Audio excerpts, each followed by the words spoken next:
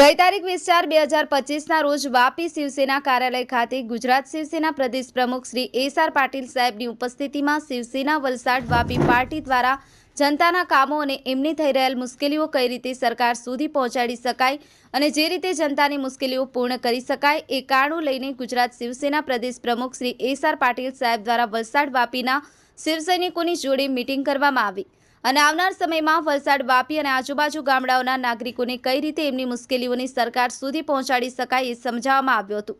શિવસેના ગુજરાત રાજ્ય પ્રમુખ શ્રી એસ.આર. પાટીલજીએ કહ્યું હતું કે સ્વર્ગીય શિવસેના પ્રમુખ બાળાસાહેબ ઠાકોરનું સ્વપ્ન હતું કે ઘર ત્યાં ભગવો ઝંડો અને ગામ ત્યાં શિવસેનાની શાખા એ આપણે ગુજરાતમાં કરવાનું છે તો આપણે બધા સાથે મળી અને જોરશોરથી સંગઠન વધારવાનું કામ કરવું પડશે। Om Prajapati, the mirror news, Bharuch. Hi, હું છું ક્રુઝિન સિંઘાનિયા। આપની આસપાસના સત્ય સમાચાર જાણવા માટે જોતા રહો ધી મિરર ન્યૂઝ અને હા, લાઈક અને સબસ્ક્રાઇબ કરવાનું ભૂલતા નહીં। Thank you.